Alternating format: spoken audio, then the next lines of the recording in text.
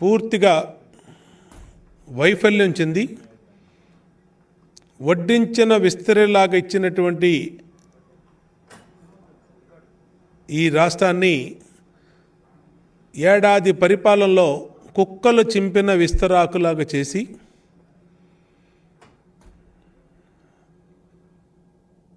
నూట 51 మంది ఎమ్మెల్యేలు 22 మంది ఎంపీలు ఉన్నారనే ఒక అహంకారపూరితమైన ధోరణితో ఒక నియంతలాగా ఈ రాష్ట్రాన్ని పరిపాలిస్తూ ఉన్నాడు. ప్రభుత్వ లోపాలని ఎత్తు చూపించే వాళ్ళ మీద పిచ్చోళ్ళని ముద్రేసి ప్రభుత్వ ఉద్యోగుల్ని డాక్టర్ని హాస్పిటల్లో జాయిన్ చేస్తూ ఉన్నారు. ప్రతిపక్షం గొంతెత్తే ప్రతిపక్షం చట్టాన్ని అమలు చేయమని అడిగితే హత్యలు చేయడానికి కూడా వెనకాడతలేదు. మా మీదే ఉదాహరణకి మాచర్లో హత్యాయత్నం చేశారు. ఇప్పటికి కూడా కొంతమంది తెలుగుదేశం పార్టీ నాయకుల్ని హత్య చేయడానికి కూడా కొన్ని టీములు ఏర్పాటు చేశారని సమాచారం వస్తూ ఉంది. మాకు ఇప్పటికీ చాలా బెదిరింపు కాల్స్ వస్తూ ఉన్నాయి. ఎప్పటికప్పుడు మేము పోలీసుల దృష్టిలో పెట్టినా ఎక్కడా కూడా పోలీసు వారు మా మొర ఆలకించట్లా. రాష్ట్రంలో తెలుగుదేశం పార్టీ నాయకులు రాబోయే రోజుల్లో వాళ్ళని హత్య చేసినా ఆశ్చర్యపడాల్సిన అవసరం లేదు. ఎందుకంటే ఒక ప్రెస్ మీట్ పెడితే ఈ ప్రెస్ మీట్ అవ్వగానే బయటికి వెళ్ళి కారు ఎక్కే లోపే 10 బెదిరింపు కాల్స్ వస్తూ ఉన్నాయి. రోజులు లెక్క పెట్టుకోని చెప్పి చెప్తున్నారు. సోషల్ మీడియాలో అయితే ఇష్టారీతిన అన్ని రకాలుగా చెప్పరాని పదజాలంతో దూషిస్తూ ఉన్నారు. కానీ ఇవేమీ పోలీసులకి పడతలా. అటు ముఖ్యమంత్రి ఏమో ఒక నియంతలాగా పరిపాలిస్తూ ఉన్నాడు. నేను అందుకనే ప్రపంచంలో జరిగినటువంటి కొన్ని దేశాల పాలకులను కూడా ఇక్కడ ఉదహరిస్తూ ఉన్నాం. తిరుగులేని ప్రజాభిమానంతో అధికారంలోకి వచ్చిన ఇండోనేషియా ఒకప్పటి మాజీ అధ్యక్షుడు మహమ్మద్ సుహార్తో ఒక్కసారి ఆయన చరిత్ర తీసుకోండి ఏమైందో. ఫిలిప్పీన్స్ మాజీ అధ్యక్షుడు మార్కోస్, ఉగాండా మాజీ అధ్యక్షుడు ఈడీ అమీన్ ఏమైపోయారు ఇలాంటి వాళ్ళు. అలాగే ప్రపంచానికే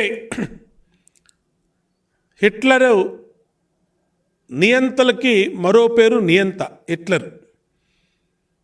అలాంటి నియంతే సొంత పిస్తోల్తో తనను తాను కాల్చుకొని చచ్చిపోయాడు.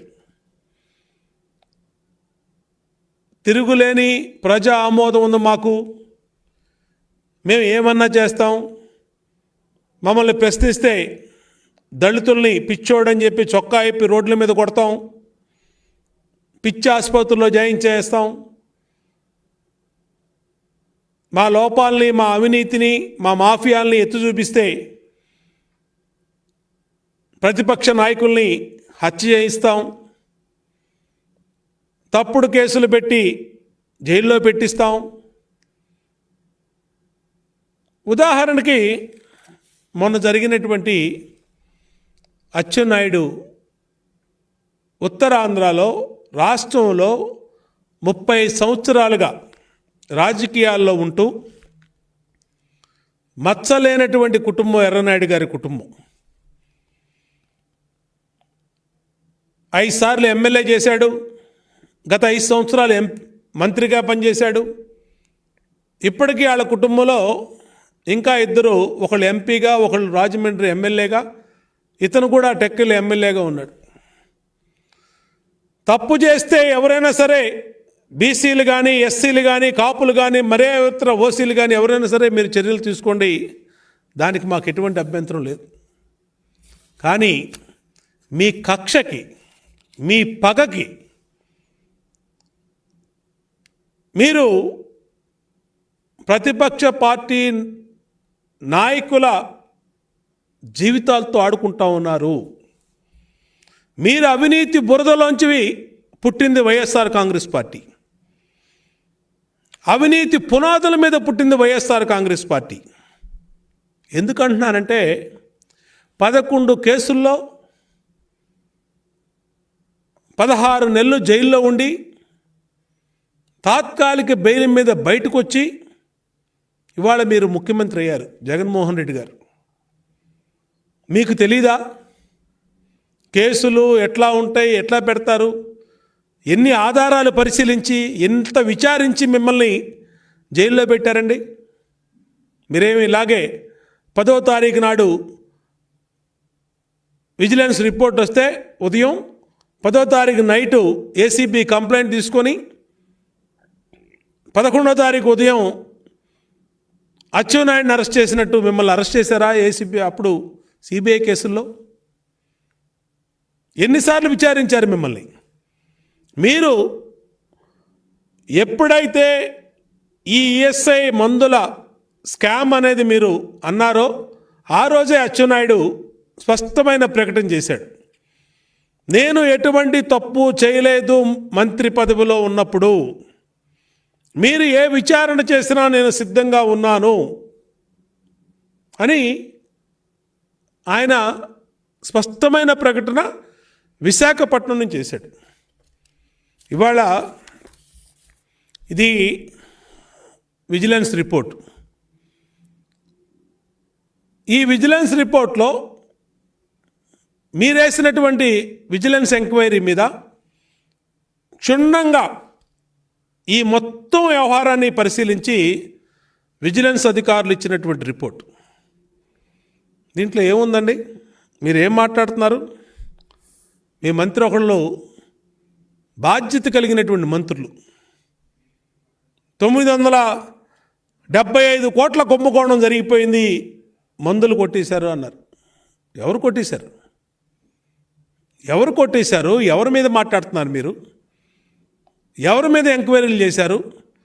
ఇదిగో మీరు చేసినటువంటి మీ విజిలెన్స్ అధికారులు చేసినటువంటి ఎంక్వైరీ రిపోర్ట్ని మీడియా సాక్షిగా బయట పెడుతున్నాం. దీంట్లో పేరా నెంబరు 4లో పేజీ నెంబర్ 4లో క్లియర్గా 4,15,00,000 రూపాయలు C K Vijay Kumar director, C K Ramesh Kumar, G Vijay Kumar 4,15,00,000 ఒకటి,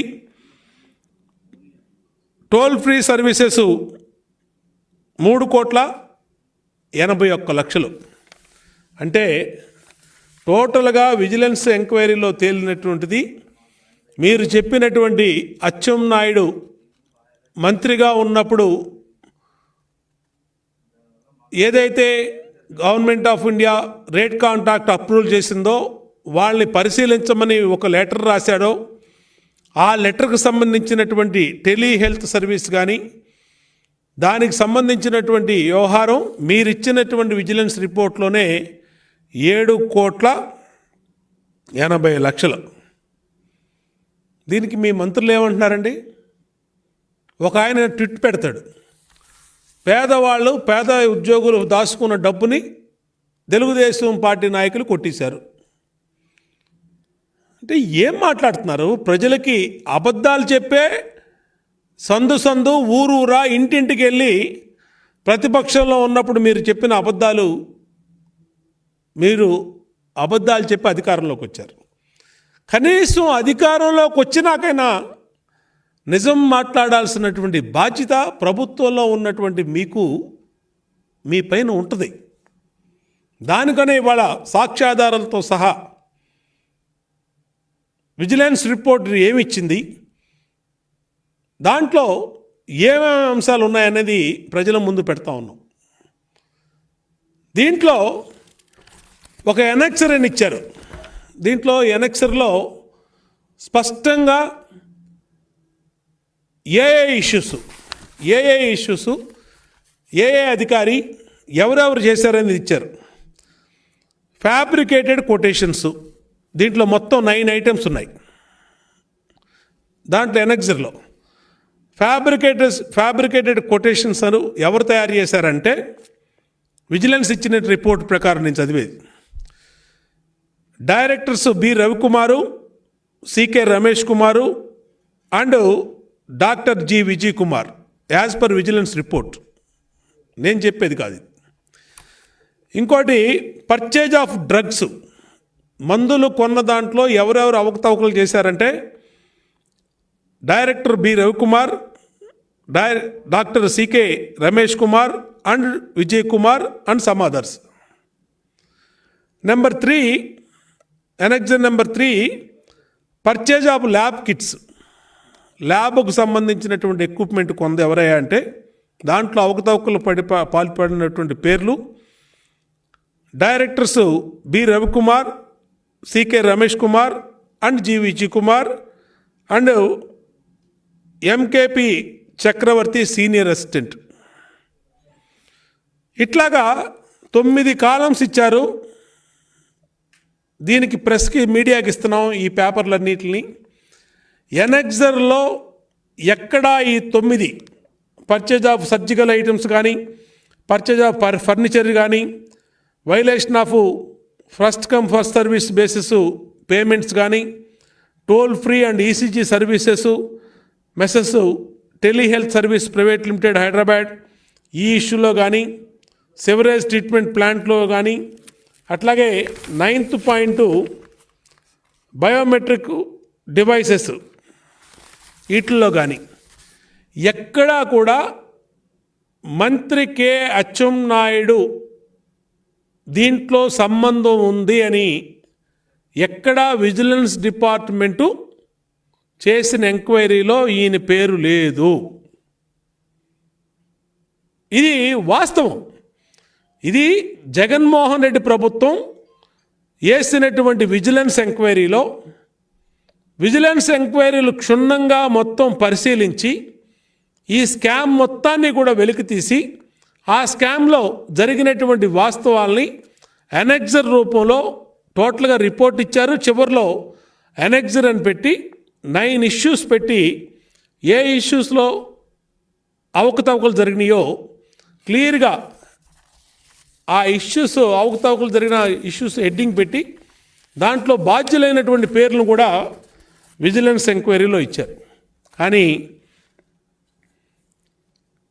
వైసీపీ నాయకులు, మంత్రులు అందరూ మాట్లాడుతున్నారు, అవినీతికి patent rights YSR Congress party. వీళ్ళు దీని గురించి మాట్లాడుతూ మొత్తం పేదవాళ్ళ డబ్బు అచ్చెన్నాయుడు కొట్టేశాడు,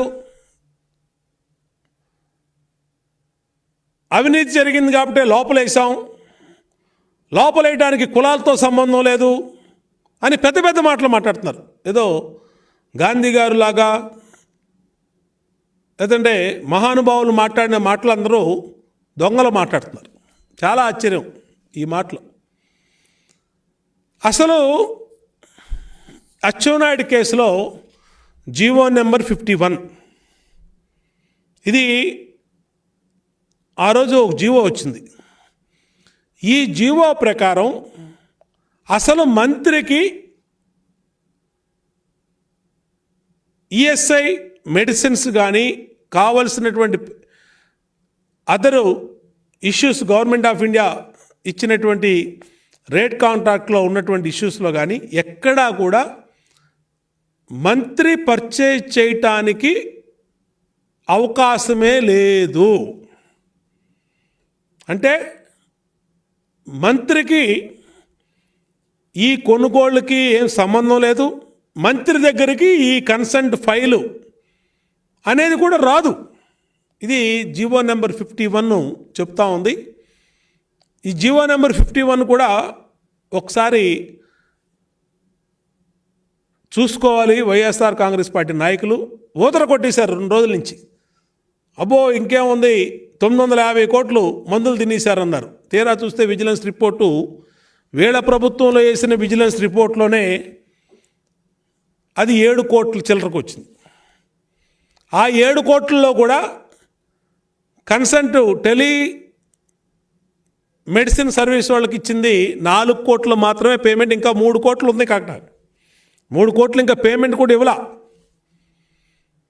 ప్రభుత్వం చిత్తశుద్ధితో గవర్నమెంట్ ఆఫ్ ఇండియా ధనమైన ఏపీ స్టేట్ గవర్నమెంట్ డబ్బైనా ప్రజలకు సంబంధించిన డబ్బే కాబట్టి రికవర్ చేయాలనుకుంటే తీసుకొచ్చి ఆ టెలి మెడిసిన్ సర్వీసు ఆ సాఫ్ట్వేర్ కంపెనీ వాళ్ళు ఎవరైతే సప్లై చేస్తారో వాళ్ళని తీసుకొచ్చి లోపలేస్తే ఆ మిగిలిన 3 కోట్లు కూడా వెనక్కి వచ్చేస్తాయి. ఇది పెద్ద మ్యాటర్ కాదు ఇది. కానీ ఎక్కడ మ్యాటర్ అయిందంటే తెలుగుదేశం పార్టీ ప్రభుత్వం హయాంలో ఈ గవర్నమెంట్కి సంబంధం లేకపోయినా రాష్ట్ర ప్రభుత్వానికి ఎటువంటి సంబంధం లేకపోయినా కేంద్ర ప్రభుత్వం ఇష్యూ అయినా వీళ్ళ మధ్యలో దూరి ఇంకేముంది మేము ప్రజల సొమ్ముకి కాపలాదారం ఆంధ్రప్రదేశ్లో కేంద్రం డబ్బైనా మా డబ్బైనా స్టేట్ గవర్నమెంట్ డబ్బైనా ఒకటే అని చెప్పి మాట్లాడారు. చాలా మంచిది, మేము దానికి ఏం వ్యతిరేకం కాదు. ఖచ్చితంగా కేంద్ర ప్రభుత్వం అయినా రాష్ట్ర ప్రభుత్వం అయినా ప్రజలకు సంబంధించిన డబ్బే, మీరు జవాబుదారీగా ఉండండి. కానీ దాన్ని అడ్డు పెట్టుకొని రూల్స్కి అగెనెస్ట్గా ఎక్కడా వాస్తవాలు లేనటువంటి విషయాన్ని, విచిత్రం ఏంటంటే ఏసీబీ అధికారులతో కూడా తప్పుడు స్టేట్మెంట్లు ఇప్పిస్తున్నారు. అందుకనే నేను ఇవాళ విజిలెన్స్ ఎంక్వైరీ రిపోర్ట్ తీసుకొచ్చి బయట పెట్టాల్సి వచ్చింది. విజిలెన్స్ ఎంక్వైరీ రిపోర్ట్లో ఏమేమి ఉన్నాయో పక్కాగా ఉన్నాయి. నేను అందుకనే ఏసీబీ అధికారులు కూడా నేను సూచిస్తూ ఉన్నా, మీరు పోస్టింగుల కోసమో ప్రమోషన్ల కోసమో సలాములు కొట్టండి, కానీ ఆయనకి మీరు ఇలాగా ఏసీబీ పరువు తీసేటట్టు, ఏసీబీకి ఉన్నటువంటి విలువలు తగ్గించుకున్నట్టు మీరు గనక ప్రవర్తించి లేనటువంటి తప్పుడు కేసుల్ని కనుక పెడితే మీరు కూడా ఇరుక్కుంటారు.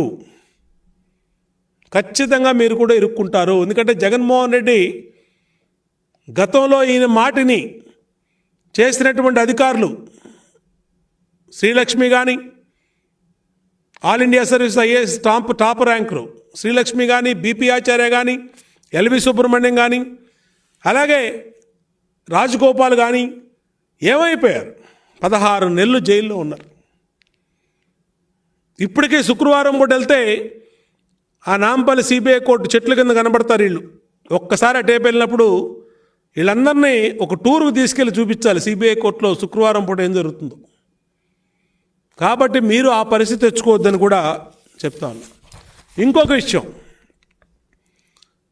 గవర్నమెంట్ ఆఫ్ ఇండియా ఈఎస్ఐ సంబంధించినటువంటి మెడిసిన్స్ కానీ లేదంటే మరే ఇతర ఎక్విప్మెంట్స్ కానీ దానికి ఒక పర్చేజ్ మాన్యువల్ అని చెప్పి ఒక గైడ్లైన్స్ ఇచ్చారు.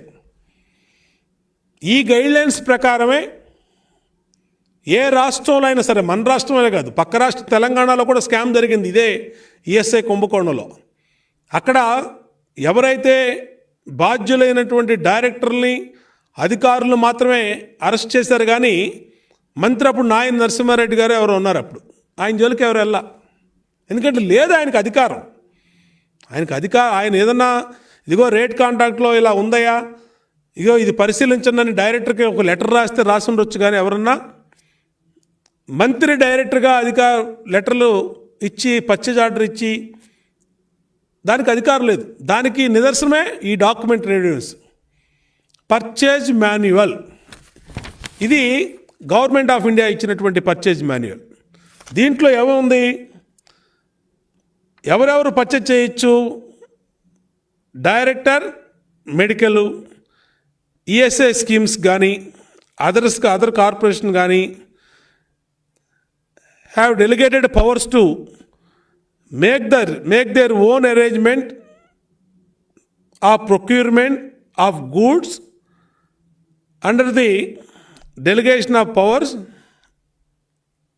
only directors వాళ్ళకి మాత్రమే. ఇది పర్చేజ్ మాన్యువల్. ఇది 2009లో ఇచ్చారు ఈ పర్చేజ్ మాన్యువల్. ఎవరు? Government of India. అసలు ఈఎస్ఐకి రాష్ట్ర ప్రభుత్వానికి ఏ సంబంధం లేదు. ప్రపోర్షనేట్గా 1:7 రేషియోలో 1% వీళ్ళది, 7 రేషియోస్ వాళ్ళది.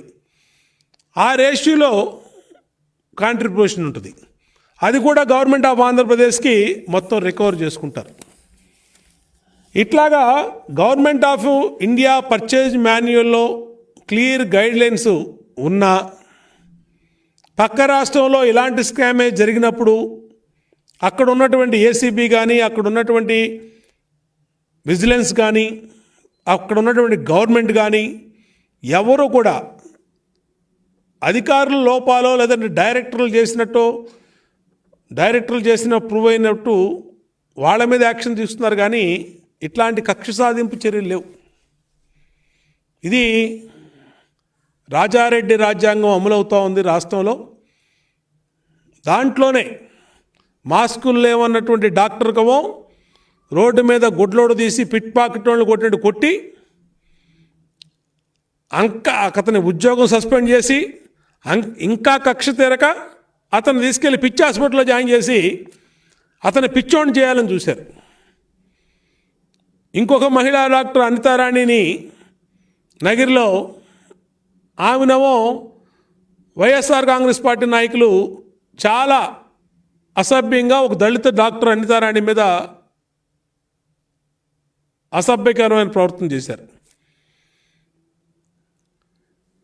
స్థానిక సంస్థల ఎన్నికల్లో మా అభ్యర్థుల్ని నామినేషన్ వేయండి అని చెప్పి పోలీస్ స్టేషన్ కంప్లైంట్ ఇవ్వడానికి మాచర్లు వెళ్తే మమ్మల్ని చంపాలని 200 మందితో మా మీద దాడి చేపిస్తే దేవుడి దవేళ బయటకు బట్టగట్టాం.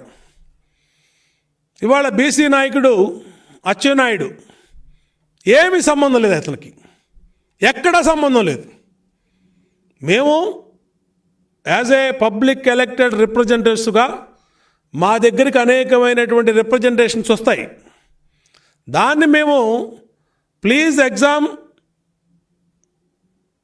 అని రాస్తాం. ఇంకా ఏమైనా ఉంటే యాజ్ పర్ రూల్ పొజిషన్ ఉంటే కన్సిడర్ అని రాస్తాం. అలాంటిది అది ఏ ప్రజాప్రతినిధి అయినా, ఏ ఎమ్మెల్యే అయినా, ఏ మంత్రి అయినా ఎవరి దగ్గరికి వచ్చినా చేస్తారు. రేట్ కాంటాక్ట్లో ఉన్నటువంటి మెడిసిన్స్కి దానికి సంబంధించినటువంటి నోట్ ఇస్తే, ఒక లెటర్ ఇస్తే దాన్ని పట్టుకొని వాళ్ళ కక్షాపూరితంగా అతని మీద తప్పుడు కేసులు పెట్టి అచ్చెన్నాయుడుని ఈరోజు జైల్లో వేసి కేసులు బుక్ చేసి పైశాచిక ఆనందం వైఎస్ఆర్ కాంగ్రెస్ పార్టీ నాయకులు పొందుతున్నారు. ఇవాళ వాళ్ళ మీద ఎలాగో కేసులు ఉన్నాయి, 11 కేసులు.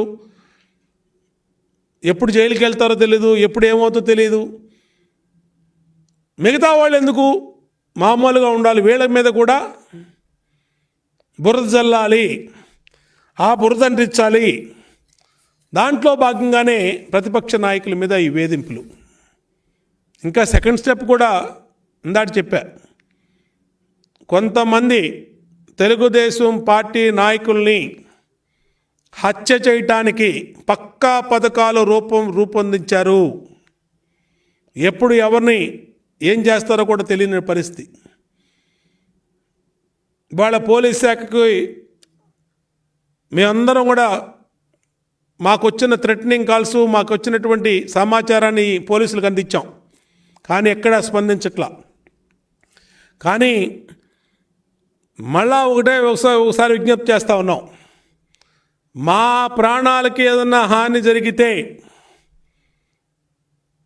జగన్మోహన్ రెడ్డి ప్రభుత్వాన్ని, పోలీసు శాఖదే బాధ్యత అవుతుందని కూడా వీళ్ళకి హెచ్చరిస్తూ ఉన్నాం. ఎందుకంటే ఇంకా మమ్మల్ని ప్రజాస్వామ్యంలో, డెమోక్రసీలో అపోజిషన్ పార్టీగా ప్రజల తరపున నిలబడి ప్రతిపక్షంగా పోరాడతాం, ప్రతిపక్షంగా మేము ప్రభుత్వం చేస్తున్న లోపాలు ఎత్తి చూపించడం తప్పితే మేము ఇంకా ఏమీ చేయలేం. మేము నిరాయుధులు. మేము ఏదైనా ఉంటే వాస్తవాల్ని చెప్తాం. లేదు మేము చెప్పిన తప్పు అయితే మీరు చెప్పండి. ఇగో మీరు చూపించిన విజిలెన్స్ రిపోర్ట్ తప్పు, గవర్నమెంట్ ఆఫ్ ఇండియా ఇచ్చిన పర్చేజ్ మాన్యువల్ తప్పు, లేదంటే జీవో నెంబర్ 51 తప్పు, ఇంకా ఏమైనా తప్పు పోనీ దీంట్లో ఎనెక్జర్లో మీరు అచ్చెన్నాయుడు పేరున్నా మీరు చదవలేదు అని చెప్పండి, దానికి ఒప్పుకుంటాం.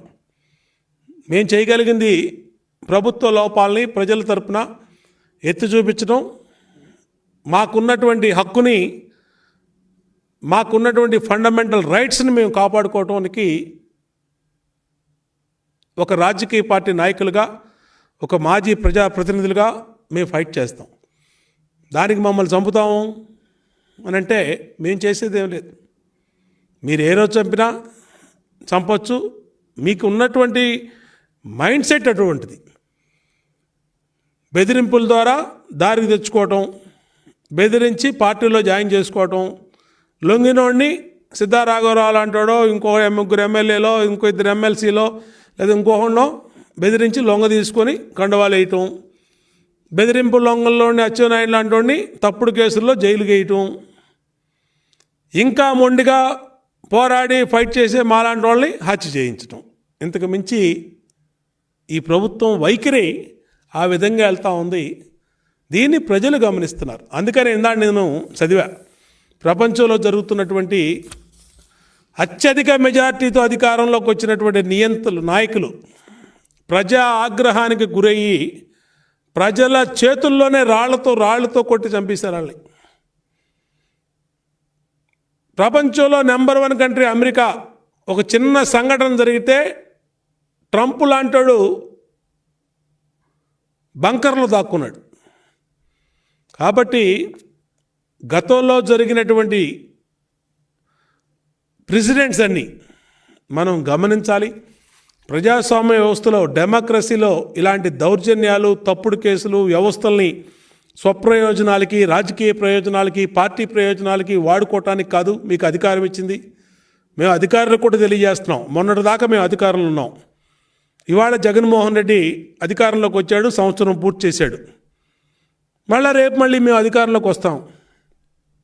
కానీ ఎవరు అధికారంలోకి వచ్చినా అధికారులు వ్యవస్థ శాశ్వతంగా ఉండే వ్యవస్థ. మీ పోస్టింగుల కోసం, మీ ప్రమోషన్ల కోసం సెల్యూట్లు కొట్టండి, నష్టం లేదు, మీ పనులు చేయించుకోండి. కానీ ఎగనెస్ట్ రూల్కి వెళ్తే మీరు రిటైర్మెంట్ అయ్యి ఇంట్లో పడుకున్నా రేపు న్యాయ పరిధిలో, న్యాయస్థానాల్లో మీరు ఇబ్బంది పడతారు. గతంలో జగన్మోహన్ రెడ్డి మాట నమ్మి ఏ విధంగా అధికారులు జైలుకి వెళ్ళిపోయారో ఒక్కసారి గమనించండి. అందుకనే మేము పూర్తిగా చెప్తా ఉన్నాం, ఇది పూర్తిగా కక్ష సాధింపుతో చేసినటువంటి చర్యలు మాత్రమే. ఎక్కడా తెలుగుదేశం పార్టీలో ఏ తప్పు చేయలేదు. 6 లక్షల కోట్ల అవినీతి జరిగిందని చెప్పి ఆ రోజు చెప్పారు మీరు. మరి ఏమైంది? 6 లక్షల కోట్లు లాస్ట్కి 6 కోట్లకు పడిపోయింది.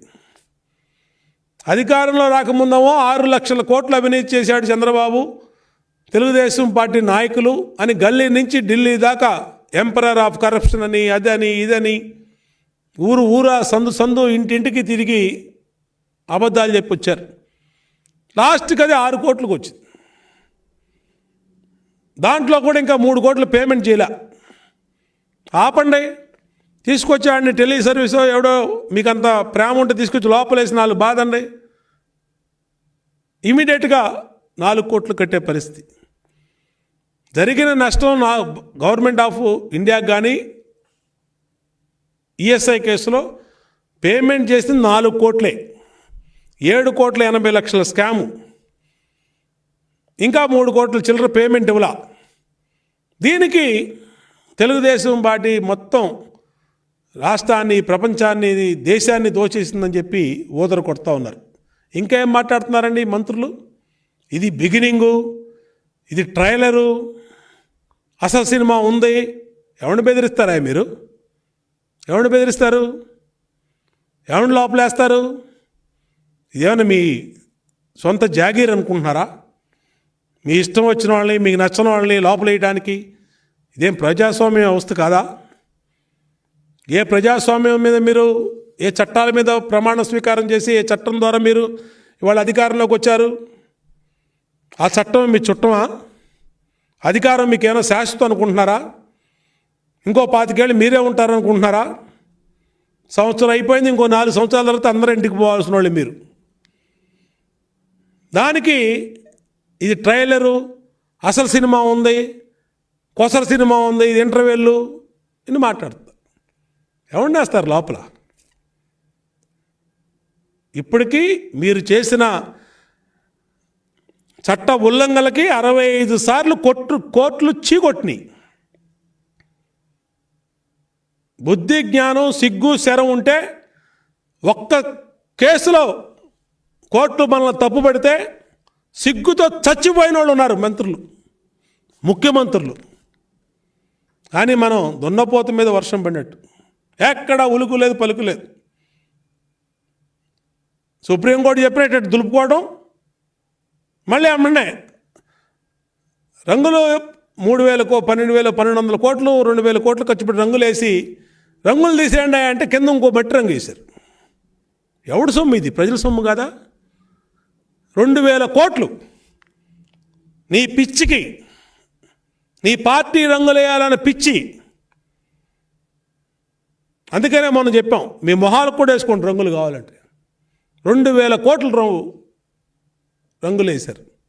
దాన్ని తీయడానికి మళ్ళీ ఇప్పుడు ఎందుకు? దానికి సుప్రీంకోర్టు దాకా, దానికి మళ్ళీ ప్రజాధనం 5 కోట్లు ఫీజు లాయర్కి. ఎక్కడ పోతున్నారు ఇవన్నీ? కాబట్టి తెలుగుదేశం పార్టీ మీ భయపడేది కాదు. ప్రజాస్వామ్య వ్యవస్థ ఉంది. ఖచ్చితంగా మీరు ఎంత బురద, మీ అవినీతి బురదని మాకు అంటించాలన్న అంటుకోదు. మరొకసారి హెచ్చరిస్తూ ఉన్నాం, మంత్రులు పిచ్చి పిచ్చి ప్రలాపనలు కూడా మానండి అని చెప్పి హెచ్చరిస్తాం.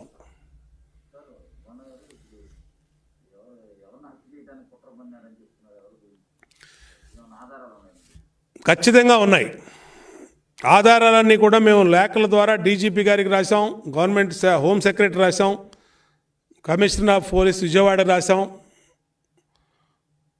ప్రతి నాయకుడికి కూడా, యాక్టివ్గా ఉన్నటువంటి నాయకులు దాదాపు 7-8 మందికి ఫోన్ కాల్స్ వచ్చినాయి.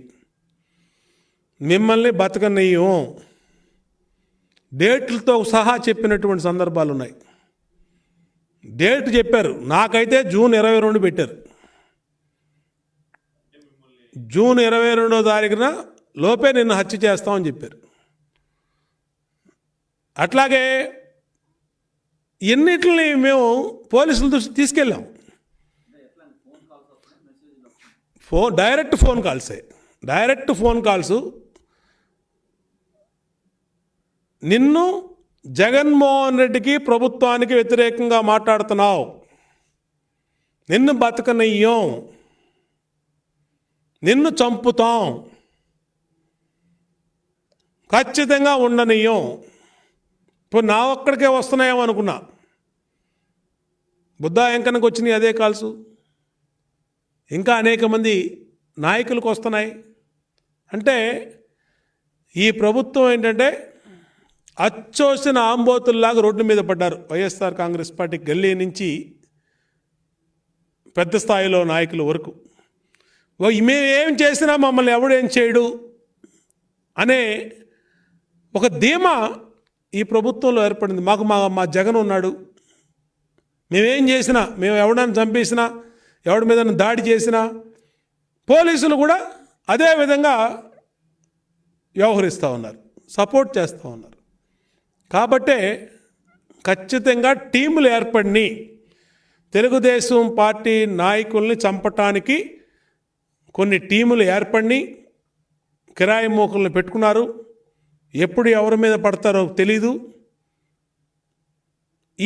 ఈ వ్యవస్థలో, ప్రజాస్వామ్య వ్యవస్థలో అది మంచిది కాదు.